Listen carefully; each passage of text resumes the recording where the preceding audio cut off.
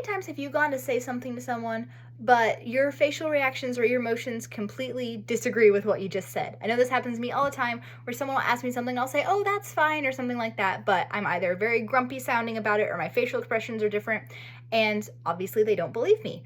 This is a phenomenon that happens all the time, and it's actually described in the Interpersonal Communications book by DeVito, but it's also illustrated in one of my favorite movies of all time, 10 Things I Hate About You. And the concept is that emotion can communicate things that we can't. A lot of people think that emotion to communication is a linear line where you feel something and then you just communicate and that emotion influences your communication. And while that's kind of true, they're not always the same thing. Your communication doesn't always match your emotions, and that can really come at odds with each other. So DeVito says that, quote, communicating emotions is also important. However, feelings constitute a great part of your meanings. If you leave your feelings out or express them inadequately, you will fail to communicate a great part of your meaning, end quote.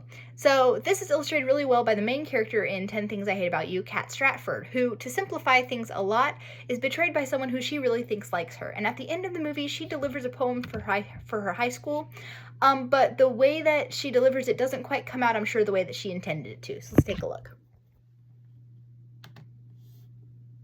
I hate the way you talk to me and the way you cut your hair. I hate the way you drive my car. I hate it when you stare. I hate your big dumb combat boots and the way you read my mind.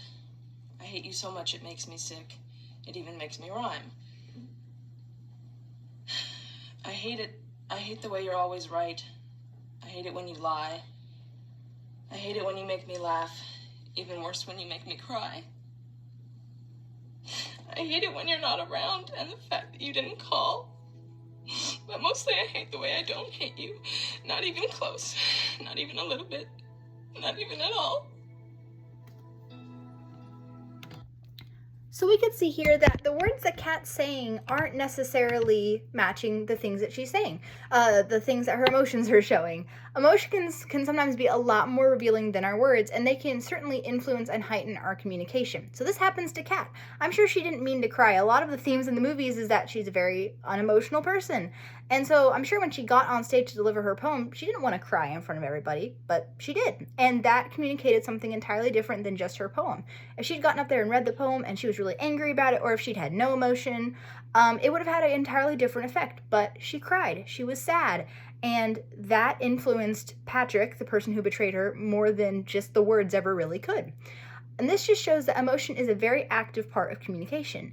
It influences us and the people around us, and that is why it's so important to acknowledge and process all of your emotions. Only then are you going to be able to communicate the way that you truly mean to and have your words and communications have the most impact.